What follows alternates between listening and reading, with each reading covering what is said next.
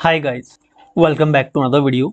HPPSC PGT chemistry का examination 21 जुलाई 2024 को कंडक्ट करवाया गया। इस वीडियो में हम पेपर 1 और पेपर 2 में पूछे गए साइकोलॉजी पैडागोजी के क्वेश्चंस 20 क्वेश्चंस और कंप्लीट पेपर 1 को डिस्कस करेंगे 50 क्वेश्चंस। स्टार्ट करेंगे हिमाचल जीके से। फर्स्ट क्वेश्चन है, from which place the Ravi river leaves Himachal Pradesh district of Chamba. किस स्थान से रावी नदी हिमाचल प्रदेश के चंबा जिले को छोड़ती है। तो चंबा जिले से रावी नदी खेरी नामक स्थल से निकलती है और जम्मू कश्मीर में एंटर करती है। ओके, ऑप्शन डी करेक्ट होगा, खेरी नामक स्थल से। सेकंड क्वेश्चन है, which place of Himachal Pradesh is located at the highest altitude. दराटी दर्रा जो है सबसे ऊंचाई पर स्थित है। ओके, ऑप्शन बी करेक्ट होगा, दराटी दर्रा। दराटी पास की हाइट है 4720 मीटर अबव सी लेवल। वहीं सच पास जो चंबा में है इसकी हाइट है 4395 मीटर। ओके, ये जो तलंग पास दिए हैं, तलांग पास, इसकी हाइट 4667 मीटर है और जो तमसर पास है इसकी हाइट 4665 है। ओके, तो सबसे ऊंचा है यहाँ पे दराटी दर्रा। ओके, थर्ड क्वेश्चन है, consider the following about Himachal Pradesh. Himachal Pradesh के बारे में यहाँ पे स्टेटमेंट्स दी गई है, कौन सी स्टेटमेंट सही है आपको बताना है।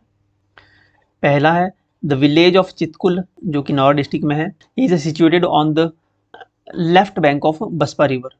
देखिए, चितकुल बसपा रिवर के साइड में तो है लेकिन ये लेफ्ट में नहीं है, ये राइट बैंक में है। ओके, राइट बैंक में, तो ये स्टेटमेंट गलत है। सेकंड है, Punjab district of Gurdaspur is on the south of Chamba, बिल्कुल करेक्ट स्टेटमेंट है। थर्ड है, द वंशावली of Chamba begins with Shiva, तो ये सही नहीं है। फोर्थ है, द टैंक जिसको टोबा भी कहते हैं of Jamthal is situated in district Bilaspur, तो ये बिल्कुल सही है। जो जमथाल का हौज है जिसको टोबा भी कहते हैं, ये बिलासपुर जिले में है। ओके, ये स्टेटमेंट बिल्कुल सही है। तो स्टेटमेंट फोर्थ और स्टेटमेंट जो है फर्स्ट सेकंड बिल्कुल करेक्ट है यहाँ पे। तो सेकंड एंड फोर्थ यानी ऑप्शन सी जो है इस क्वेश्चन का सही उत्तर होगा। नेक्स्ट क्वेश्चन है, identify from the following among the following the largest Shimla hill state. निम्नलिखित में सबसे बड़े शिमला हिल स्टेट की पहचान कीजिए। तो सबसे बड़ी शिमला हिल स्टेट थी जुब्बल, ऑप्शन ए करेक्ट होगा, जुब्बल। नेक्स्ट क्वेश्चन है question number 6, which of the following is correct percentage of total area of land holding of less than 1 hectare of land in Himachal Pradesh as per the agricultural census 2015-16। कृषि जनगणना 2015-16 के अनुसार हिमाचल प्रदेश में 1 hectare से कम जमीन वालों लैंड होल्डिंग का निम्नलिखित में से कौन सा प्रतिशत सही है। तो इनका प्रतिशत था 2015-16 के अनुसार, कृषि जनगणना के अनुसार 30.2%। ओके, 30.2%, ऑप्शन बी करेक्ट होगा। अगला क्वेश्चन है, हाउ मच परसेंटेज ऑफ पर capita income of Himachal Pradesh increased in 2021-22 from 2020-21।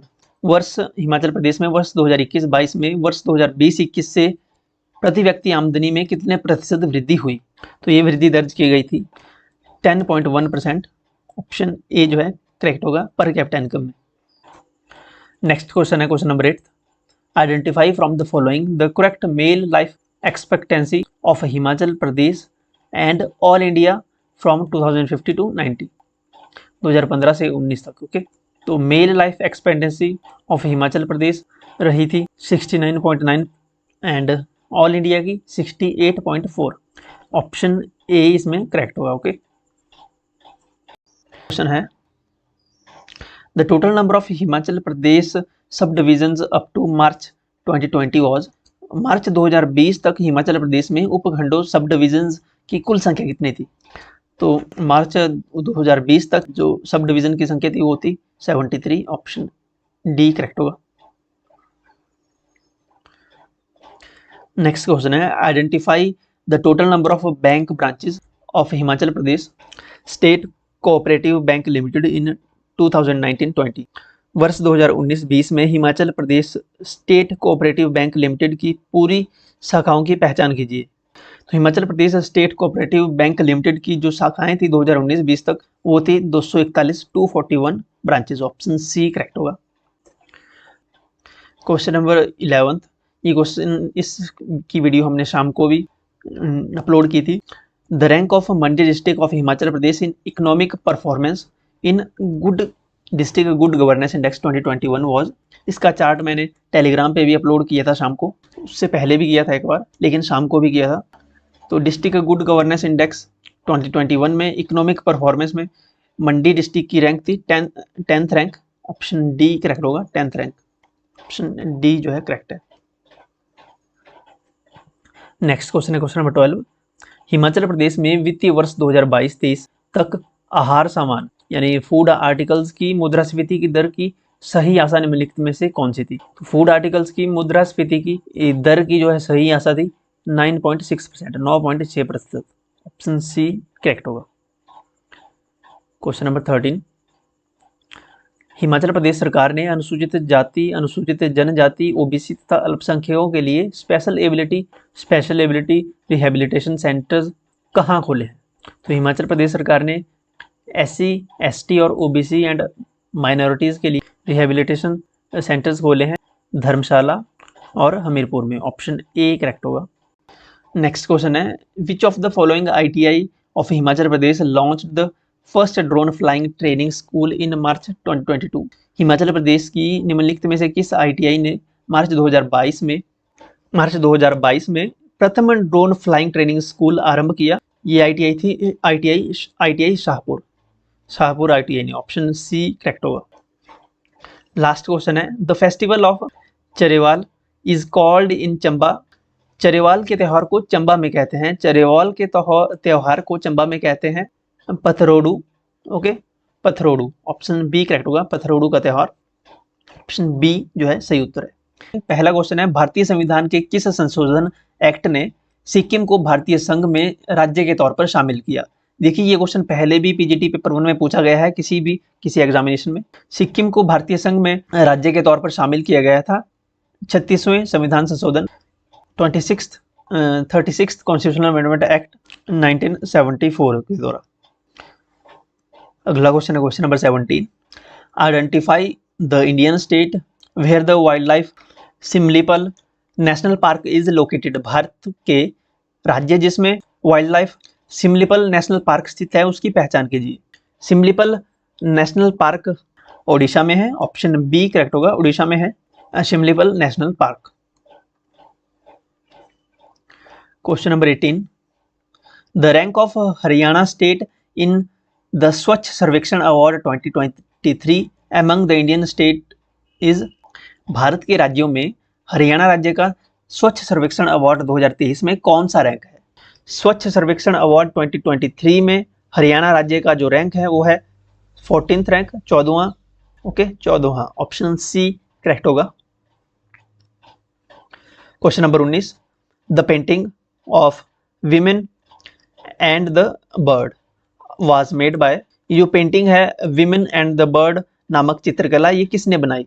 तो ये पेंटिंग बनाई है गणेश पायने ने। ऑप्शन ए करेक्ट होगा, गणेश पायने ने ये पेंटिंग बनाई है। ये 1994 की पेंटिंग है। ओके, ऑप्शन ए करेक्ट होगा, Ganesh Payne. Question number 20। Consider the following about member of parliament local area development scheme, जिसको MPLADS भी कहते हैं शॉर्ट में। Member of parliament local area development scheme के बारे में विचार कीजिए। यहाँ पे स्टेटमेंट्स दी गई है। पहली स्टेटमेंट है इट वॉज लॉन्च्ड इन 1993। बिल्कुल सही स्टेटमेंट है, पहली स्टेटमेंट बिल्कुल सही है। इस स्कीम को 1993 में लॉन्च किया गया था, बिल्कुल सही स्टेटमेंट है। सेकंड है it's guidelines were revised and published in 2017। तो यहाँ पे पहली स्टेटमेंट तो सही है, यानी थर्ड और फोर्थ तो हट जाएगा क्योंकि पहली तो इंक्लूड हो गई। ओके, इसको नहीं हटा सकते, अभी फोर्थ चेक करना पड़ेगा। तो बी भी हट जाएगा क्योंकि इसमें फर्स्ट इंक्लूड नहीं है। यहाँ पूछा है choose the correct answer. Okay, तो पहला तो आएगा। अगर फोर्थ स्टेटमेंट देखें तो 7.5% of member of parliament local area development scheme fund are to be spend in scheduled tribe area. बिल्कुल सही है, शेड्यूल्ड ट्राइबल एरिया में एसटी एरियाज में 7.5% फंड जो है स्पेंड किया जाएगा। बिल्कुल सही स्टेटमेंट है। फोर्थ स्टेटमेंट भी बिल्कुल सही है, फर्स्ट भी बिल्कुल सही है, तो ऑप्शन डी इस क्वेश्चन का जो है सही उत्तर होगा। नेक्स्ट क्वेश्चन है क्वेश्चन नंबर 21। वीर बाल दिवस इज सेलिब्रेटेड ऑन, वीर बाल दिवस इज ऑब्जर्व्ड, यहाँ पे सही होना था, सेलिब्रेट नहीं होना था। वीर बाल दिवस इज ऑब्जर्व्ड ऑन 26 दिसंबर, 26 दिसंबर को वीर बाल दिवस मनाया जाता है। इसकी शुरुआत पीएम नरेंद्र मोदी ने अपने पिछले टेन्योर में की थी। ओके, ये काफी चर्चा में भी रहा था, ये न्यूज काफी हाईलाइट हुई थी। ऑप्शन बी करेक्ट होगा इसमें, 26 दिसंबर को सेलिब्रेट किया जाता है वीर बाल दिवस। गुरु गोविंद सिंह के पुत्र थे ये, जिनकी याद में ये बाल दिवस सेलिब्रेट किया जाता है। ओके, अगला क्वेश्चन है question number 22। In which of the following states central tribal university is being opened as per a parliament bill 2023। Parliament bill 2023 के अनुसार निम्नलिखित में से किस राज्य में केंद्रीय जनजातीय विश्वविद्यालय खोलना है? तो पार्लियामेंट बिल 2023 के अनुसार तेलंगाना में central tribal university is being opened as per parliament bill 2023, option D correct होगा।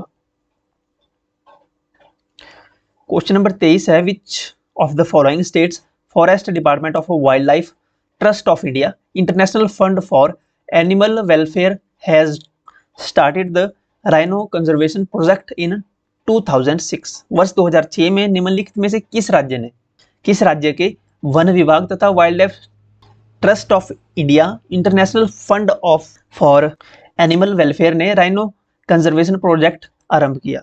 तो ये असम ने किया था, ऑप्शन बी करेक्ट होगा, Assam. Question number 24। The Houthi controlled areas, question number 24।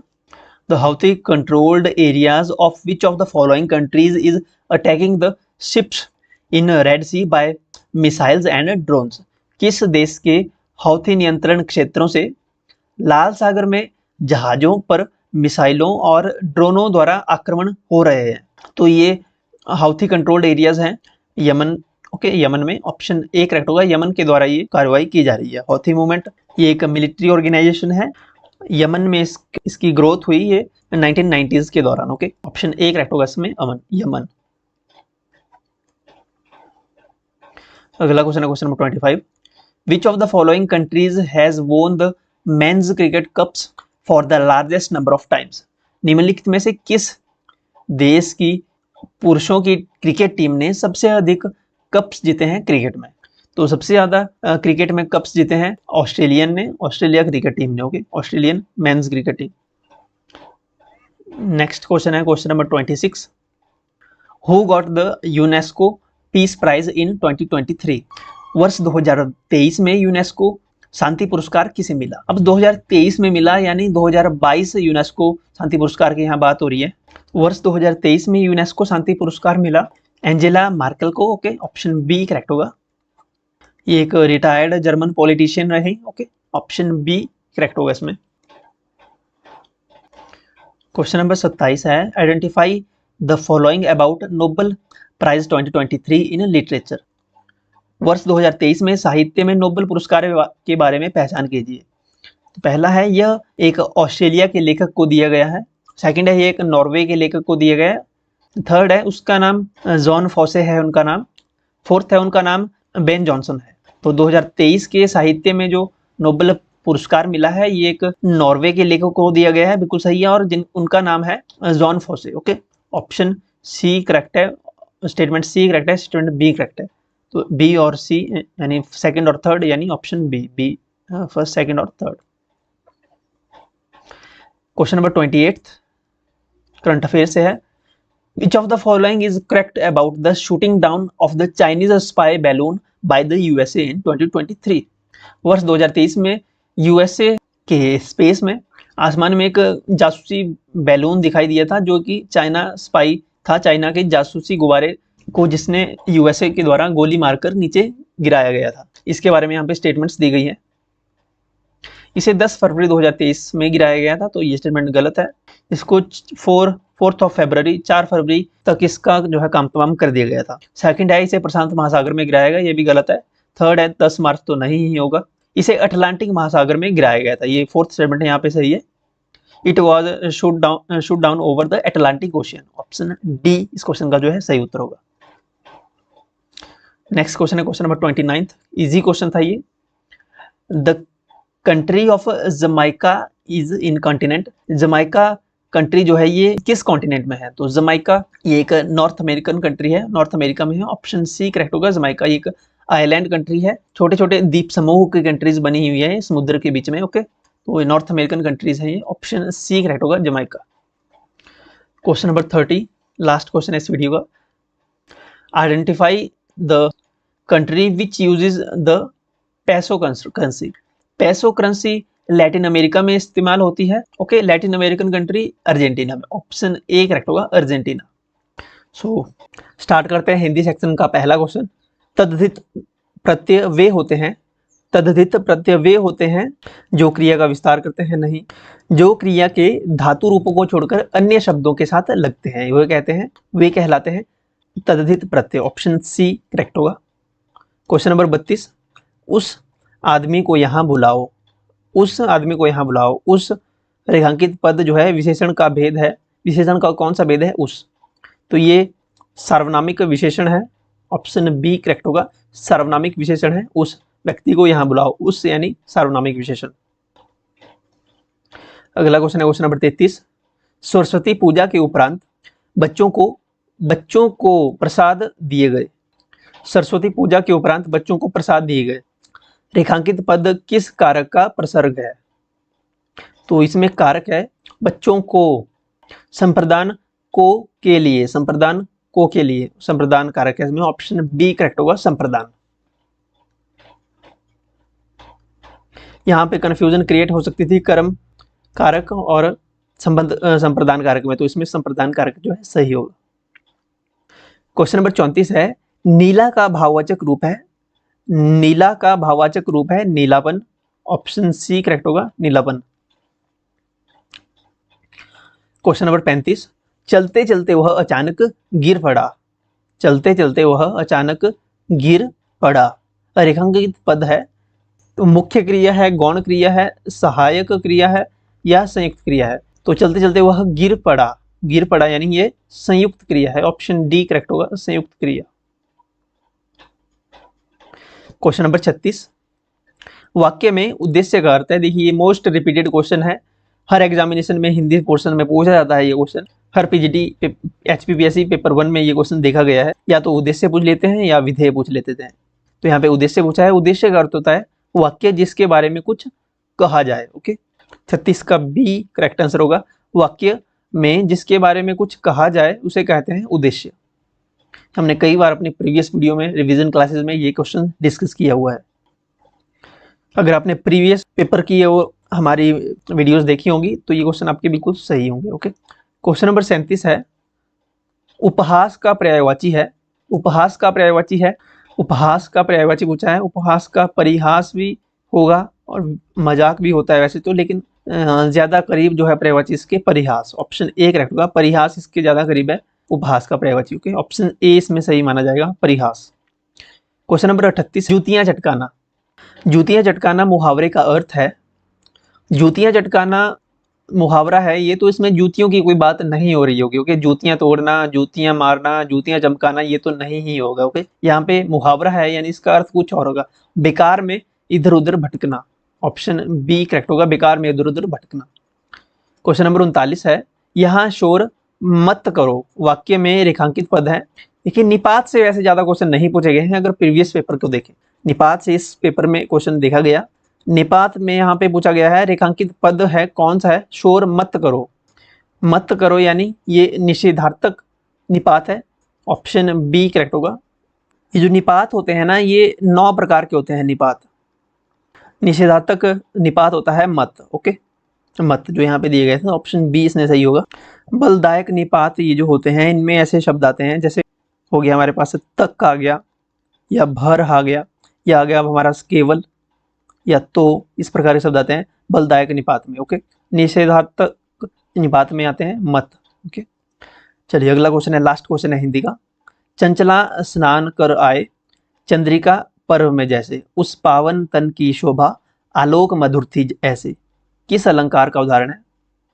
Chanchala स्नान कराए चंद्रिका पर्व में जैसे, उस पावन तन की शोभा आलोक मधुर की थी ऐसे। तो इसमें जो अलंकार है किस अलंकार का उदाहरण है, ये यति अतिशयोक्ति अलंकार का उदाहरण है। ऑप्शन सी करेक्ट होगा इसमें, अतिशयोक्ति अलंकार। अब इंग्लिश सेक्शन के क्वेश्चंस हैं 10।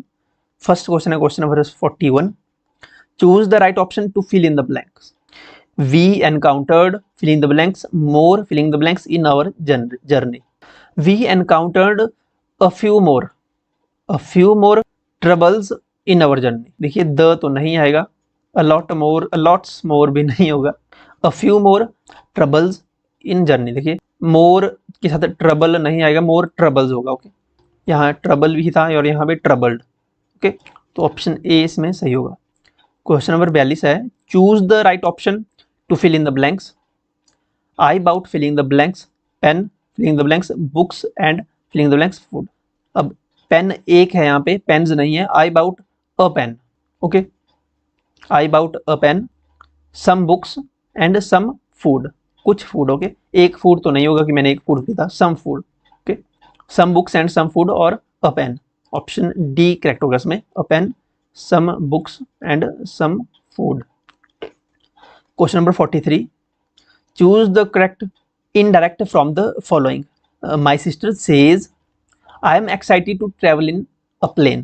अब यहाँ पे पहले ही ये प्रेजेंट इंडेफिनिट में दिया है, my sister says।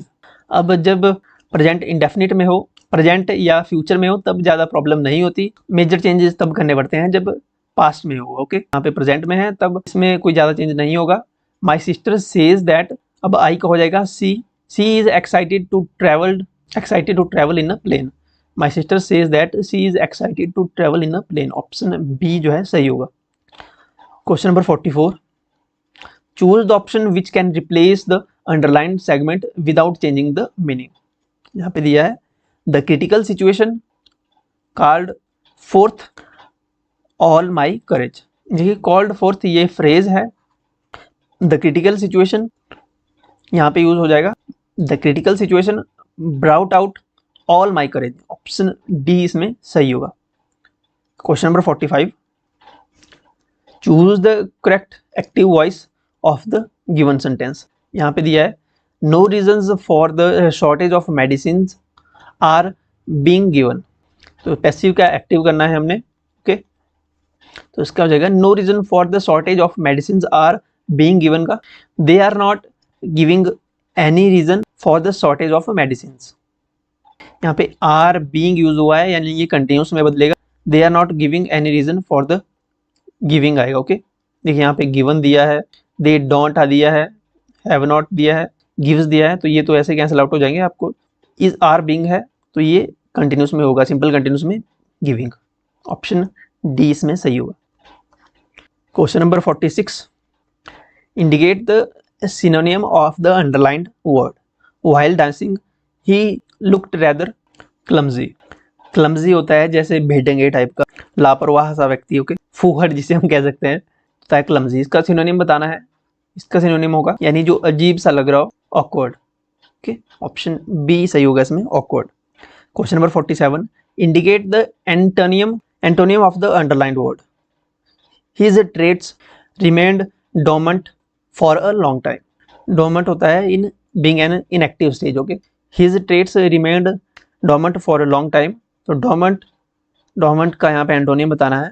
डोमेंट का एंटोनियम होगा, इनएक्टिव का होगा active. Okay, option active, option D active. Question number 48। Arrange the given parts to make a meaningful sentence. Provide midsole cushioning and अगला है to cover long distances, runners wear support which is required, and last है running shoes as this shoes. तो हम start कर सकते हैं, यानी the runners wear running shoes as this shoes, provide midsole cushioning and support which is required to cover long distances. Okay, runners wear running shoes as this shoes, provide midsole cushioning and sport which is required to cover long distances। okay, तो RTPSQ option B जो है इसमें सही उत्तर होगा। अगला question है question नंबर 49, choose the correct option to fill in the blank.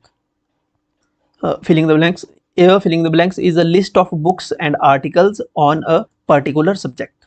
List of books and article of a particular subject is called bibliography. Okay, bibliophile शब्द वर्ड जो है ये भी पूछा गया था पीजीटी के ही प्रीवियस पेपर में, बिब्लोफाइल, तो यहाँ बिब्लोग्राफी से पूछा है, ऑप्शन डी सही होगा। Bibliography is a list of books and articles on a particular subject. Biography होती है a written account of a person's life. Cartography is a study and a practice of making maps. Okay, maps making से related है cartography. Lithography is a method of printing using stone or metal plates. Okay, lithography. तो इस question option D correct होगा, bibliography. Last question है question number 50, indicate the correct sentence. I want to stay with some friends of mine. I want to stay with some friends of my, ये तो नहीं होगा। I want to stay with some friends of me. I want to be stay. I want to be stay with the friends of mine. I want to be, ये be यहाँ use नहीं होगा। I want to stay with some friends of mine. Okay, option A ही इसमें सही होगा, simple सा है। I want to stay with some friends of mine. Option A जो है करेक्ट आंसर होगा। Question number 61, the Zen epistemology considers a 5-stage hierarchy of knowledge. Which of the following is the proper order of the different levels of knowledge? So 5 stages of hierarchy of knowledge is in Zen epistemology. सबसे पहले मति, श्रुति, अवधि, मनः पर्यव और last में कैवल्या। Okay, ये है इनकी 5 stages of hierarchy of knowledge. सबसे पहले आएगा मति। ओके, यहाँ पे इन्होंने थोड़ा गड़बड़ी कर दिया है, ये 4th पे आना था और ये 3rd पे आना था। ओके, तो ऑप्शन सी इसमें करेक्ट होगा। नेक्स्ट क्वेश्चन है क्वेश्चन नंबर 62, ये क्वेश्चन भी रिपीटेड है। Epistemology is the branch of philosophy which deals with the theories of, epistemology is the branch of philosophy which deals with the theories of knowledge. Option C correct होगा, knowledge. अगला question है question number 63, ये PGT biology में एक question भी आया हुआ है। Which statement is oblique are true as per Buddhist philosophy. Buddhist philosophy के अनुसार कौन सी स्टेटमेंट सही है? तो अगर पहली स्टेटमेंट देखें, maya is the root cause of all troubles, तो ये स्टेटमेंट सही नहीं है, गलत है। Sorrow is the root cause of all troubles, सही है। Birth and death are causes of troubles, बिल्कुल करेक्ट है according to Buddhist philosophy. Okay, getting involve in worldly pursuit is the cause of all troubles, बिल्कुल correct है। Second, third and fourth statement जो है ये सही है। Okay, second, third and fourth are true. Okay, option D जो है बिल्कुल करेक्ट आंसर होगा। Question number 64, which one of the following combinations gives a correct reason for including philosophy of education in teaching teacher education curriculum. ये भी PGT biology में आया हुआ है क्वेश्चन। यहाँ कहा गया है कि जो स्टेटमेंट्स दी गई है इनमें से कौन कौन सी स्टेटमेंट है जो बिल्कुल करेक्ट रीजन है फिलोसफी को टीचर एजुकेशन करिकुलम की शिक्षा में शामिल करने के लिए। देखिए, फिलोसफी की इंक्लूड करना जरूरी है, लेकिन यहाँ पे जो स्टेटमेंट्स दी गई है, पहली स्टेटमेंट है philosophy is an oldest discipline. Philosophy oldest discipline है, बिल्कुल करेक्ट स्टेटमेंट है, लेकिन ये करेक्ट रीजन नहीं है कि इसलिए फिलोसफी को इंक्लूड कर दिया जाए इसमें, क्योंकि यह सबसे पुराना डिसिप्लिन है, सब्जेक्ट है, तो इसी बेसिस पे इसको इंक्लूड करना ये रीजन करेक्ट नहीं है। अगर और रीजन देखें, philosophy helps in understanding educational concepts in holistic ways, बिल्कुल करेक्ट है, रीजन बिल्कुल सही है, जो इन्होंने रीजन दिया है बिल्कुल सही है, ये रीजन सही नहीं है, स्टेटमेंट सही है ये। अब जो अभी आंसर की पीजीटी बायोलॉजी की दी है उसमें ये फर्स्ट स्टेटमेंट भी इंक्लूड की है, लेकिन जब फाइनल आंसर की आएगी तब भी इस क्वेश्चन को चेंज कर दिया जाएगा। ओके, ये स्टेटमेंट रीजन सही नहीं है, तो बी सही है। Second, third, C option, statement C देखें अगर, philosophy and education are two sides of same coin, बिल्कुल सही है, ये एक ही सिक्के के दो पहलू हैं। Philosophy helps in developing a better personality of perspective, यहाँ कह रहे हैं कि फिलोसफी जो है टीचर्स की पर्सनैलिटी को डेवलप करने के लिए मदद करती है, ये रीजन सही नहीं है। अगर स्टेटमेंट ई देखें, philosophical analysis of educational concept help in developing a rational view point, बिल्कुल सही है। तो ऑप्शन बी, सी और ई जो है स्टेटमेंट सही है, option B, C and E, option B जो है करेक्ट होगा। Question number 65, education was brought in concurrent list according to which amendment of constitution? शिक्षा को समवर्ती सूची में कौन से संविधान संशोधन के द्वारा कंकरेंट लिस्ट में डाला गया? तो ये क्वेश्चन भी 4 से 5 बार अभी आ चुका है। 42वें संविधान संशोधन के द्वारा एजुकेशन को कंकरेंट लिस्ट में डाला गया था। Okay, question number 66, which of the following is incorrect pair? ये क्वेश्चन भी हमने डिटेल में डिस्कस किया था। Sign theory of learning Tolman के द्वारा दी गई है। Field theory of learning Lewin के द्वारा दी गई है, बिल्कुल करेक्ट मैच है। सोशल थ्योरी ऑफ लर्निंग ये ब्रूनर के द्वारा नहीं दी गई है, ये दी गई है अल्बर्ट बंदुरा के द्वारा, अल्बर्ट बंदुरा के द्वारा। ओके, सोशल लर्निंग थ्योरी, तो स्टेटमेंट जो है ये मिलान जो है पेयर सी सही नहीं है। Trial and error theory Thorndike द्वारा दी गई है, बिल्कुल करेक्ट। तो ऑप्शन सी जो है इस क्वेश्चन का सही उत्तर होगा। Question number 67, which of the following combinations committees are required exclusively to address teacher education of India? भारत की शिक्षा संबंधी शिक्षा को भारत में टीचर एजुकेशन संबोधित करने के लिए निम्नलिखित में से किस कमेटी की जरूरत पड़ी थी, रिक्वायर्ड थी? तो ये कमेटी थी justice Verma committee, option B correct होगा, justice Verma committee. Okay, question number 68, the internship programme in teacher education has been provided to help, ये भी पीजीटी बायोलॉजी में आया हुआ है क्वेश्चन। सारे क्वेश्चन प्रीवियस पेपर से ही डाले गए हैं, एक क्वेश्चन मुझे लगा जो नया है इसमें। The internship programme in teacher education has been provided to help, it has been provided to help the student teachers in the training program. Okay, option B correct होगा, the student teachers in the training program. Question number 16, combination of both face to face and traditional classroom methods with e-learning is used to create a hybrid approach to teaching which is called, तो face to face and a traditional classroom method with e learning teaching जो combination होता है इसे इस hybrid approach को blended learning कहते हैं, blended learning. Okay, ये दोनों मेथड इसमें ब्लेंड हो जाते हैं इसलिए इसका नाम है blended learning. Option B correct होगा। Blended learning is a combination of both online learning and traditional classroom. Next question है question number 70, what describes a virtual classroom? Virtual classroom को कौन सी स्टेटमेंट डिस्क्राइब करती है यहाँ पे? Learners using technology in a classroom environment led by a tutor, technology use कर रहे हैं लेकिन वो क्लास में ही यूज़ कर रहे हैं क्लासरूम एनवायरनमेंट, तो ये वर्चुअल क्लासरूम नहीं कहलाएगा। Training course done using YouTube tutorials, नहीं ये भी वर्चुअल क्लासरूम नहीं होगा। Online learning environment accessed through webinars, ये वर्चुअल क्लासरूम को डिस्क्राइब करता है। Okay, online learning environment accessed through webinars के थ्रू। ओके, ऑप्शन सी जो है इसमें सही है। Question number 71, what term is used to describe the real time remote collaboration between individual in different locations through audio and video communication technologies?